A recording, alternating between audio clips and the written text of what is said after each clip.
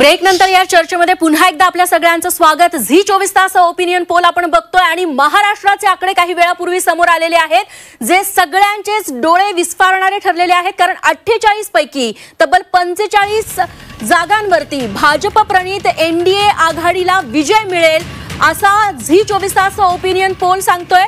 आणि हाच मुद्दा घेऊन मला आवटे सरांकडे जायचं आहे। आवटे सर, मागच्या 1.5 वर्षात झालेलं फोडाफोडीचं राजकारण, सहानुभूती, अनेक जे नेते ज्यांच्यावरती भ्रष्टाचाराचे आरोप झाले त्यांनी भाजपत येणं, या सगळ्यांचा मतदारांवर परिणाम झाला नाही, मात्र भाजप प्रणित एनडीए आघाडीला हे सगळे मुद्दे परिणामकारक पॉझिटिव्ह ठरलेले आहेत असं आपण समजायचं या ओपिनियन पोलच्या आकड्यांवरून।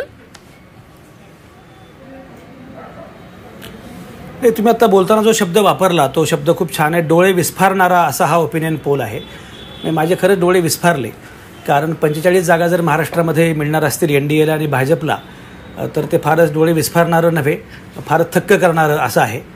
काय घडू शकतं माहिती नाही, काही घडू शकतं, पण मुळामध्ये माझी जी माहिती आकलन आहे त्यामध्ये असं घडेल असं काही मला वाटत नाही। एवढी ही निवडणूक एकतर्फी आहे असं मानण्याचं कारण नाही। मुळामध्ये हे ठीक आहे की एनडीएला जास्त जागा मिळू शकतील, भाजपला अधिक जागा मिळू शकतील, पण 45 जागा म्हणजे आपण जर विचार केला की 2014 मध्ये 2019 मध्ये जे चित्र नव्हतं ते चित्र 2024ला असेल असं मानणं फार आश्चर्यकारक आहे। पण आवटे सर, तुमचा अंदाज काय सांगतो, किती जागा मिळू शकतात विरोधकांच्या अनुषंगानं? नाही, मी म्हटलं ना की मी काही त्या अर्थानं सर्वे करणारा माणूस नाही किंवा त्या अर्थानं संशोधक अभ्यासकही नाही आहे, पण एक मुद्दा असा आहे की 2019 मध्ये ज्या प्रकारची एकूण निवडणूक झाली आणि त्या कालावधीमध्ये काँग्रेस आणि एकूणच विरोधकांची अवस्था फारच बिकट होती आणि भाजपची अवस्था फार कणखर होती। म्हणजे तेव्हा अशोक चव्हाणांसारखा काँग्रेसचा अतिशय तगडा नेता सुद्धा पराभूत झाला आणि काँग्रेसला कसंबसं खातं खोलता आलं, एवढी अवस्था काँग्रेसची वाईट होती। पण 2019च्या तुलनेमध्ये 2024 मध्ये मला असं वाटतं की विरोधकांकडे आता बरंच पॉलिटिकल कॅपिटल आहे। आणि तुम्ही ज्याचा उल्लेख केला की फोडाफोडीचं राजकारण, तर त्या फोडाफोडीच्या राजकारणाचा एवढा भयंकर फायदा होईल असं काही मला वाटत नाही। दरम्यानच्या कालावधीमध्ये कुठलीच निवडणूक झाली नाही, पण मी बसतो पुण्यामध्ये आणि कसब्याची निवडणूक मी बघितलेली आहे। तर कसब्याच्या निवडणुकीमध्ये ह्या फोडाफोडीनंतर म्हणजे पहिली फोडाफोड जेव्हा झाली होती, म्हणजे शिवसेनेमध्ये उभी फूट पडली, एकनाथ शिंदे मुख्यमंत्री झाले, त्यानंतरच्या कसब्याच्या पोटनिवडणुकीमध्ये उलटपक्षी महाविकास आघाडीला फायदा झाला असं चित्र आम्ही बघितलं। आणि एकूणच ही या फोडाफोडीचं राजकारण लोकांना फार आवडलं नाही असं चित्र तेव्हा आम्ही बघत होतो। आणि त्याच्यानंतर आता पुन्हा अजित पवार किंवा आणखी एक फूट पडलेली आहे।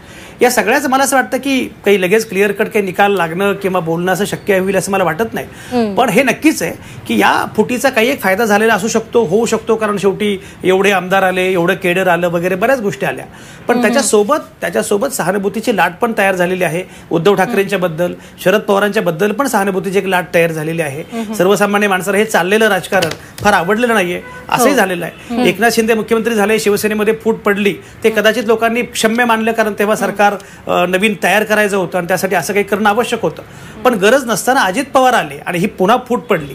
या प्रकारचं राजकारण लोकांना आवडलंय असंही मानण्याचं कारण नाही। त्यामुळे मला असं वाटतं की एवढं सरळ सोड चित्र आहे असं मानण्याचं कारण नाही। एवढ्या थेटपणे अगदी म्हणजे 45-3 असं असेल तर हा मुकाबलाच नाहीये, म्हणजे हा एकतर्फी लढत आहे। तर महाराष्ट्रामध्ये लढत एकतर्फी नाही एवढं मात्र माझं आकलन आहे, एवढं मी सांगतो। नक्कीच ओपिनियन पोलचे हे आकडे आहेत, त्यामुळे प्रत्यक्ष मतदान झाल्यानंतर काय चित्र होणार आहे त्यातला काही फरक येतोय का हे पाहणं महत्त्वाचं ठरणार आहे। पक्षातल्या फोडाफोडीचा फायदा नेमका कुणाला होतोय, कुणाला सहानुभूती मिळते आहे हे पाहणं तेव्हा